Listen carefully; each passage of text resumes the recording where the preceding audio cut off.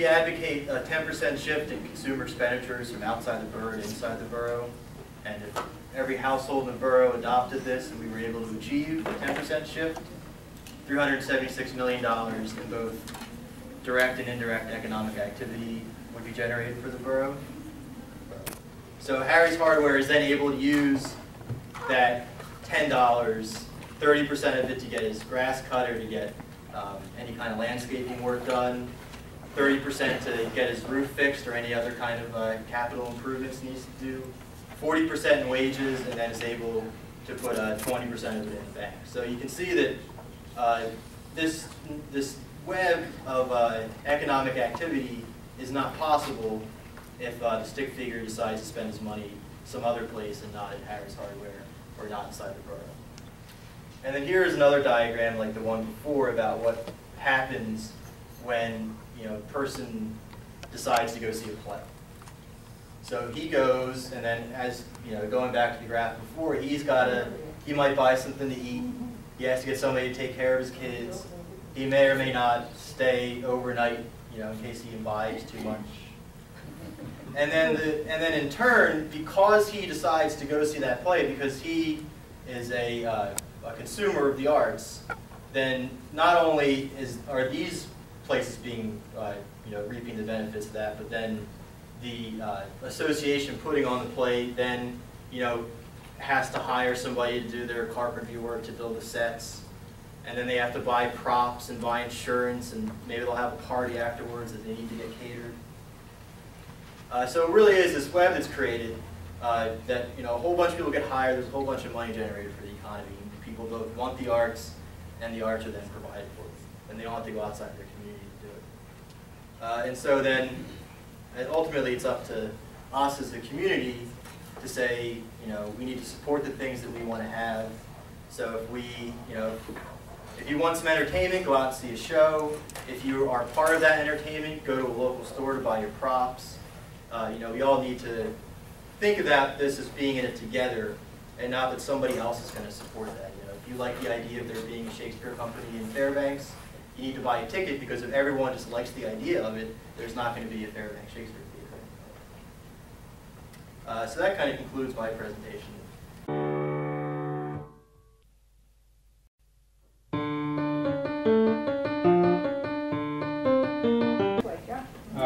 The Co-op Connections program is a little card that you sign up for. It's free, and then we go around and we get participating businesses to sign up as well, and so you get a discount. And so you can go online, you go through the Co-op Connections site online, you can find the businesses, and you can use the card not only in Fairbanks, but if, unfortunately, when you are traveling outside, you can find other businesses that participate as well. So it's kind of a loyalty program that Golden Valley has been doing for, 5-6 years, and it continues to grow. The merchants that we talk to really like it, so it's a good program. I'd like to extend this a little bit further with the co-op market that we've started supporting. And so Golden Valley applied for a $300,000 grant. Our board put in $60,000. No, it doesn't go into your rates, but so we have a $360,000 grant that's going to the local food market so we can start growing some of our own food to replace some of the food that we're bringing in. That's buying local. And so they will start paying that grant back. They've got like 10 years to pay the grant back. As that money comes back into this community, it's going to go to FEDCO. FEDCO then will revolve that money in a grant, loan and grant program, so we can revolve the funds into other programs that will help us keep the money locally and keep the goods and services locally. And so I think that's a good example of this think locally plus the global type thing. And the last thing, it doesn't really fit necessarily in the Fairbanks North Star Borough, but we are putting a wind project in the Denali Borough.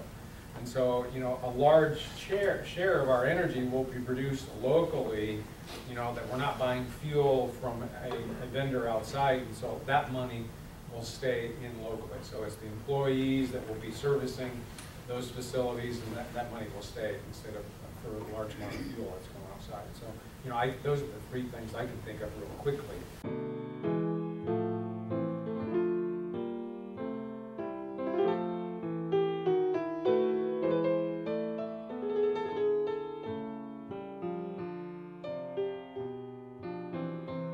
We are keeping things local here, which is exciting for us, absolutely, especially us that live here in Fairbanks and are lifers, as we like to say. So, absolutely. As Judith mentioned, we do have a program called Seek It Local. You've probably heard our little jingle, that Seek It Local, you know, that thing. So that is one of the programs that we do have here. And some things, especially a lot of you guys are nonprofit. I'm just going to kind of start off by telling you a little bit about things that Channel 11 does to help nonprofits here. Is we do something called a matching system. We basically give you 50% off of our rate card. So kind of as a, we want to help you advertise, we want to help you promote. Because I know that advertising, marketing is kind of one of those things that a lot of people see it as a cost, or some people think it's a little scary. It's things that you guys don't typically do, and so we like to kind of help out and give back to the nonprofits by giving them 50% off of our rate card. That is just a little thing. And with the Seek It Local program, basically what that is where you can get into this program, and we try to market you in every way that we feasibly have to offer, such as we get you on TV, we get you on our website, which is an incredible website. We get you on our mobile apps. We just get the word out into the community as much as possible and penetrate the community, because that is one thing that we really need to do, is focus on this local market. We have an incredible basis to come from. You know, we have an incredible support, I believe, for local businesses. And we like to keep that cost down as much as possible. To where we do, with this particular program, give you at least a 20%. If you're not nonprofit, we do give you at least a 20% off of our rate card. Another big thing is the Image Plus program. And actually, Diane was just over at our station having we had a big meeting here at our station about this other program that we have. And that's basically talking about consistent advertising. I know a lot of people just advertise when they have one big event, and they just get out there and they're like, hey, come down to our store, or hey, you know, come see us, check us out, whatever it might be. But it talks about the benefits of consistent advertising, or at least staying on just a little bit throughout the year, and making sure that what you're doing for your consistent advertising is talking about the benefits and why people should come out and see, why people should come out and watch a performance that was put on by FLOT. Annie was just done, correct? Which was incredible, incredible. So, I mean, really, we and I know that you guys are with our station and work with Morgan, and just really focusing on making sure that whatever you spend dollar-wise, it's going to be effective. We're not going to try to put you in anything. We try to sit down and listen. With these programs called Seek It Local or Image Plus, especially with a nonprofit match, and make those advertising dollars go as far as possible, and trying to keep those dollars local by promoting it, doing promos on our station for the Seek It Local. Many people, you know that little jingle when it comes on, you know, really making sure that people are paying attention and directing people to you as local business owners.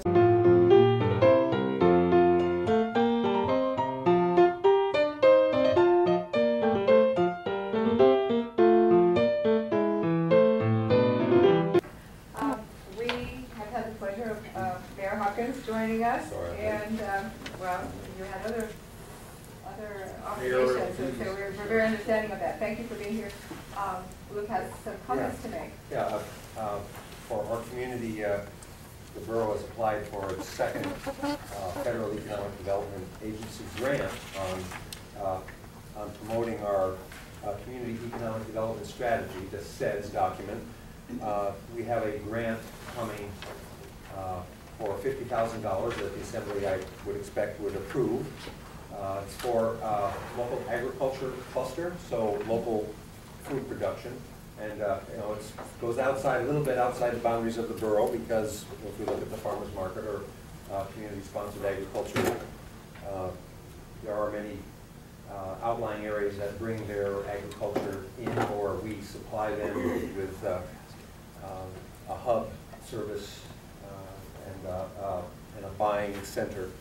So we're going to be developing a working group similar to the Woody Biomass Cluster Group. It's the idea of you look at your economy as a cluster of components. So for local agriculture, it'll be suppliers, it'll be growers, it'll be, and those that purchase local produce. So we'll be assembling that, but every time I see the logo, I think of, local agriculture is incredibly important here and has an opportunity to grow like it used to be when you look at all the farming areas that now have buildings on them around our community. So stay tuned for that.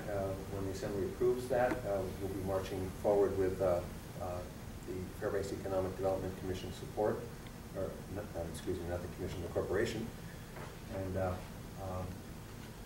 roll this out and ask many of you involved with local agriculture to participate.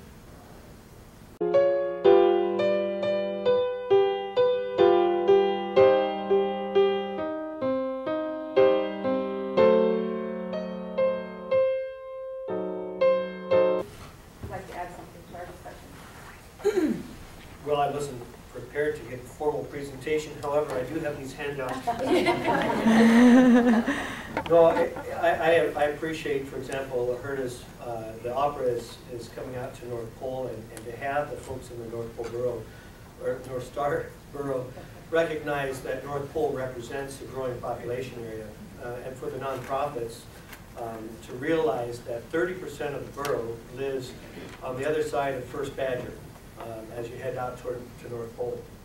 So it's a growing population, and more productions being out there might increase partnerships with nonprofit organizations and so forth by making it more accessible, because a lot of folks aren't going to make a 50-mile round trip, say from Salcha or Eielson or something, all the way to Fairbanks necessarily, and then spend another $50 or something on production and goodies and everything else, even though that Camper Eats is open after the play.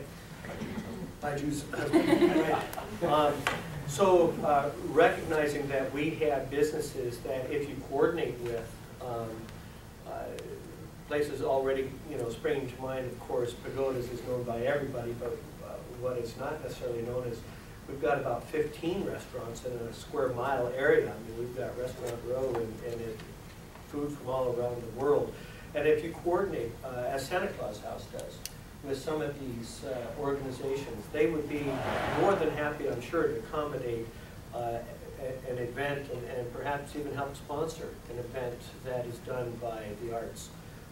So I appreciate the opportunity that you give to allow me to keep that in your mind, and appreciate the fact that it is springing to mind, and I'm very grateful that North Pole High School has been recognized by the opera, the Fairbanks Opera, and is doing that joint production. So again, nothing prepared, but if you need facts or figures, we have North Pole Economic Development Corporation, City Hall, the North Pole Community Chamber of Commerce, all working together, so we'd be glad to give you the information you need to make your productions more successful. And in thinking of Fairbanks first, think North Pole second. Thank you.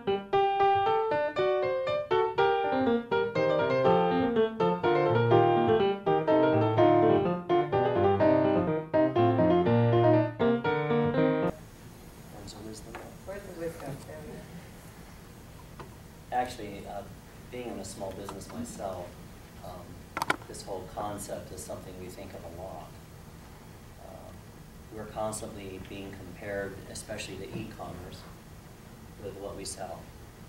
And if given a chance, we can pretty much match or beat most people on e-commerce. And I don't think people in Fairbanks realize that. They just assume that whatever business or product is out there is going to be more costly than what you can get in the lower 48 or somewhere else, and that's not always the case. And oftentimes I find that I don't mind being compared, but I like to be given the chance to beat or match too. And so if you have a need that you have, or a purchase that you've been making that is outside, there's probably somebody locally that can match that or meet it. So just a little bit of work to keep that dollar in Fairbanks. I know we search it out a lot and have been pleasantly surprised.